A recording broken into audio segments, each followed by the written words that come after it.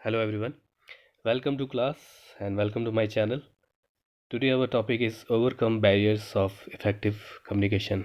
In previous class we have studied what is barrier of effective communication कि barriers क्या होते हैं.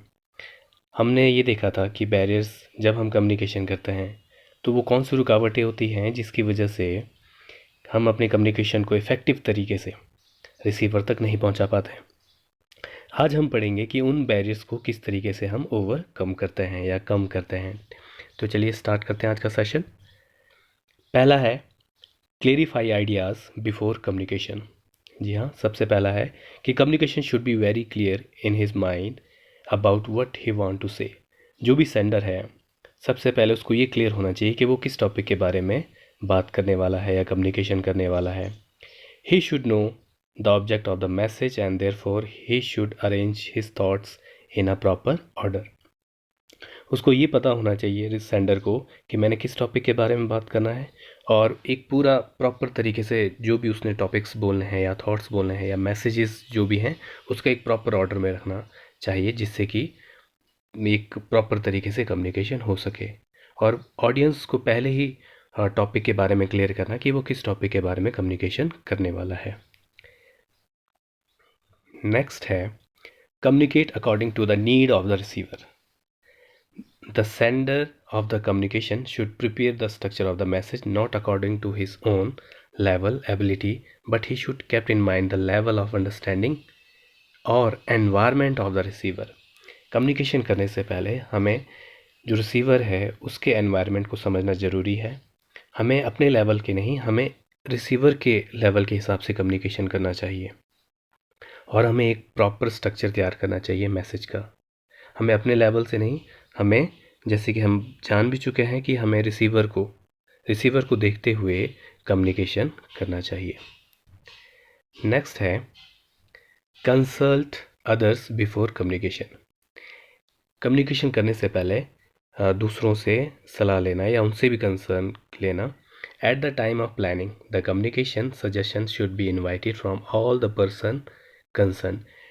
Topic से रिलेटेड हर पर्सन से हमें कंसर्न करना चाहिए कम्युनिकेशन करने से पहले. इसका बेनिफिट ये होता है कि हर तरह के व्यूज़ हमको मिलते हैं जिसका बेनिफिट हमारे कम्युनिकेशन के लिए अच्छा रहता है. नेक्स्ट है be aware of language, tone and content of message. जब भी आप बात करें, जब भी आप रिसीवर तक बात पहुंचाना चाहते हैं या ग्रुप ऑफ पीपल से बात कर रहे हैं तो अपनी लैंग्वेज को हमेशा ध्यान में रखें. उस लैंग्वेज का यूज़ करें जो रिसीवर के समझ में हो या उसके अंडरस्टैंडिंग में हो या उसको अंडरस्टैंड हो अच्छे से. और कुछ फैक्ट हमेशा आपके मैसेज में होना चाहिए, कम्युनिकेशन में होना चाहिए और वो बिल्कुल क्लियर और ब्यूटीफुल लैंग्वेज में होना चाहिए. मीन्स सीधे शब्दों में और सिंपल लैंग्वेज यूज़ करना चाहिए. बात करते वक्त अपने लैंग्वेज का जो टोन है, आपके बात करने का जो स्टाइल है, टोन है, वो बिल्कुल शांत होना चाहिए. वो ऐसा नहीं होना चाहिए कि उससे किसी की फीलिंग्स को हर्ट हो. मैसेज ब्रीफ बिल्कुल संक्षिप्त, ज़्यादा लंबा नहीं होना चाहिए और कुछ टेक्निकल वर्ड्स नहीं होने चाहिए.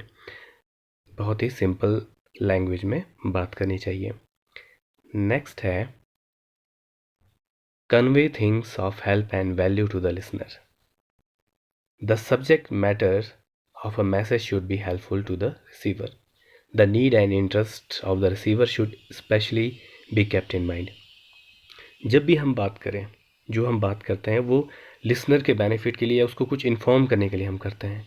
तो हमेशा ये ध्यान रखें जो सब्जेक्ट मैटर है वो हम बिल्कुल सिंपल रखें और अपने रिसीवर को ध्यान में रख के हम अपने टॉपिक को अच्छे से डिलीवर करें कि उसका इंटरेस्ट क्या है, रिसीवर का इंटरेस्ट क्या है. नेक्स्ट है इंश्योर प्रॉपर फीडबैक. ये सबसे इम्पॉर्टेंट पॉइंट है, इंश्योर प्रॉपर फीडबैक लेना. जैसे हम प्रीवियस क्लास में भी पढ़ चुके हैं कि जब हम कम्युनिकेशन करते हैं, जब वो रिसीवर के पास पहुंच जाती है बात, उसको समझ आती है, हमें तब पता लगता है कि वो सक्सेसफुल रहा है या नहीं रहा है जब हमें फीडबैक मिलता है. तो आपने ये ध्यान में रखना है कि जब भी आप कम्युनिकेशन करें तो फीडबैक ज़रूर लें. ताकि हमें पता लग सके कि रिसीवर को बात अच्छे से समझ आ गई है। नेक्स्ट है consistency of message. Consistency of message में it should be accordance with the objective, policies, programme and techniques of the organization. जब भी आप किसी ऑर्गेनाइजेशन में काम करते हैं या कम्युनिकेशन कर रहे हैं या लेक्चर डिलीवर कर रहे हैं, तो आपको उसके एनवायरनमेंट, उनकी पॉलिसीज़ और उनके प्रोग्राम को जानना बहुत ज़रूरी होता है। और कंसिस्टेंसी ऑफ मैसेज में ये सबसे इम्पॉर्टेंट। मान लीजिए आप किसी को मेल कर रहे हैं, मेल में कुछ अपडेशन रह गई थी, लेकिन आपने फिर दोबारा से मेल किया है, तो उस जो रिसेंट मेल में आप ज़रूर मेंशन करें कि जो अभी मेल भेजा गया है उसमें चेंजेस हैं, ताकि पढ़ने वाले के उसमें कोई डाउट ना रहे। नेक्स्ट है बी अ गुड लिसनर। सबसे मेन इम्पॉर्टेंट, जब भी आप कम्युनिकेशन कर रहे हैं, इसका सबसे बड़ा रूल है कि आप सबसे पहले उसको ध्यान से सुने। अगर आप अपनी बात कहना चाहते हैं तो बिना सुने अगर बात कहेंगे, आप ये नहीं जानेंगे कि लिसनर क्या सुनना चाहता है, उसके डाउट्स क्या हैं, उसके क्वेश्चंस क्या हैं। तब तक आप अच्छे से कम्युनिकेशन नहीं कर पाएंगे। It is the essence of communication that both the sender and receiver should be good listener. Both should listen to each other's point of view with attention, patience and positive attitude. जब भी communication करें तो बिल्कुल ध्यान से पहले बातों को सुने, फिर अपनी बात बोलें। ये सेंडर को भी ज़रूरी है और रिसीवर एंड से भी ज़रूरी है, ताकि वो बिल्कुल अटेंशन रहें कि अब मैं क्या कहना चाहता हूँ या अब मुझे क्या कहना है। The sender can receive much relevant information by being a good listener. Sender एक अच्छा सेंडर स्पीकर तभी बन सकता है जब वो अच्छा गुड लिसनर हो। तो ये